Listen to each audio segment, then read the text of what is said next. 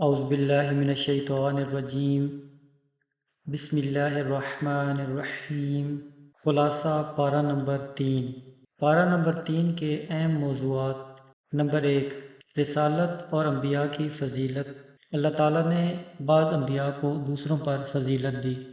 Number 2، اہل بیت کی ولایت۔ آیت مباہلہ کے ذریعے اہل بیت علیہم السلام کی عظمت واضح کی گئی۔ نمبر 3، دین میں اتحاد۔ مسلمانوں کو اللہ کی رسی مضبوطی سے تھامنے اور تفرقے سے بچنے کا حکم۔ نمبر 4، جہاد اور شہداء کی فضیلت۔ اللہ کی راہ میں شہید ہونے والے زندہ ہیں۔ نمبر 5، معاشی احکام، سود کی ممانعت اور انفاق کی تاکید۔ نمبر 6، آزمائش اور صبر، جنگ احد کے واقعات اور اسے سیکھنے کے اسباق۔ نمبر 7، اہل کتاب کی ہدایت۔ اہل کتاب کو اسلام کی دعوت اور ان کی تحریفات کا ذکر۔ پارہ نمبر 3 کے اندر یہ اہم موضوعات ہیں۔ پارہ نمبر 3 کی کچھ آیات اور ان کی مختصر وضاحت۔ سورہ البقرہ آیت نمبر 253 میں ارشاد باری تعالیٰ ہے: تِلْکَ الرُّسُلُ فَضَّلْنَا بَعْضَهُمْ عَلَىٰ بَعْضٍ۔ اس میں انبیاء کی فضیلت بیان کی جا رہی ہے۔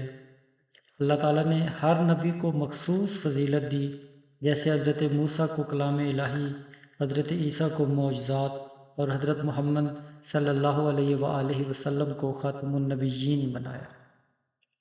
سورہ آل عمران کی آیت نمبر 61 میں ارشاد باری تعالیٰ ہے کہ فَمَنْ حَاجَّكَ فِيهِ مِن بَعْدِ مَا جَاءَكَ مِنَ الْعِلْمِ فَقُلْ تَعَالُوا نَدْعُ أَبْنَاءَنَا وَأَبْنَاءَكُمْ وَنِسَاءَنَا وَنِسَاءَكُمْ وَأَنفُسَنَا وَأَنفُسَكُمْ ثُمَّ نَبْتَهِلْ فَنَجْعَلْ لَعْنَتَ اللَّهِ عَلَى الْكَاذِبِينَ۔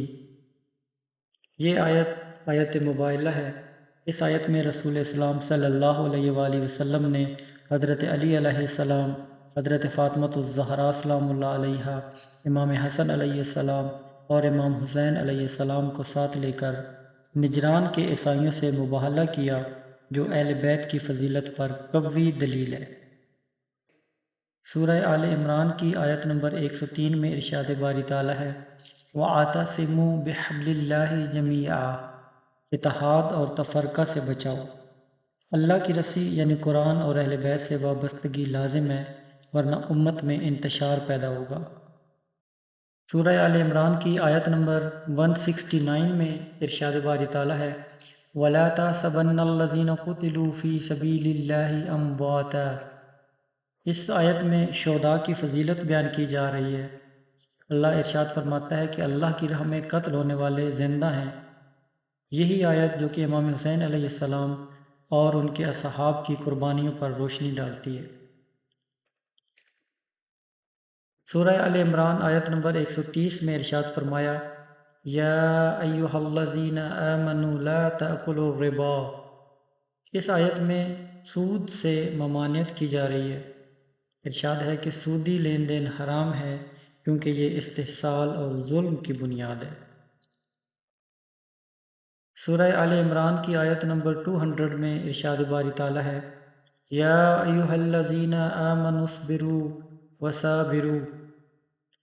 اس آیت میں کامیابی کے اصول بیان کیے جا رہے ہیں کہ کامیابی کا راز صبر، استقامت اور تقوی میں ہے۔ سورہ آل عمران کی آیت نمبر 139 کے اندر ارشاد باری تعالیٰ ہے کہ وَلَا تَحِنُوا وَلَا تَحْزَنُوا۔ جہاد اور صبر کی تلقین کی جا رہی ہے کہ جنگ احد کے بعد مسلمانوں کو تسلی دی گئی کہ اگر ایمان پر قائم رہو گے تو کامیاب رہو گے۔ اس سپارے کے کچھ اہم پیغامات، جن میں سے پہلا پیغام یہ ہے کہ اللہ کے نبیوں میں درجات مختلف ہیں، مگر سب کا مقصد ہدایت ہے۔ دوسرا پیغام کہ اہل بیت علیہم السلام کی محبت اور اطاعت دین۔ دوسرا پیغام اہل بیت علیہم السلام کی محبت اور اطاعت دین کا لازمی حصہ ہے۔ نمبر 3، دین میں تفرقہ ڈالنے والے گمراہی میں ہیں، اتحاد ہی نجات کا راستہ ہے۔ نمبر 4، اللہ کی راہ میں دی جانے والی قربانیاں ضائع نہیں جاتی۔ نمبر 5، اسلامی معیشت سود سے پاک ہونی چاہیے ورنہ سماجی استحصال ہوگا۔ نمبر 6، مشکلات میں صبر اور تقوی اختیار کرنے والے ہی کامیاب ہوتے ہیں۔ نمبر 7، اہل کتاب کو دلیل کے ساتھ توحید اور اسلام کی طرف بلانا چاہیے۔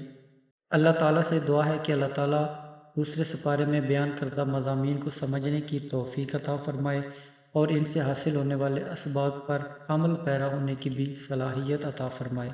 اللہم صلی علی محمد و آل محمد وعجل فرجہم۔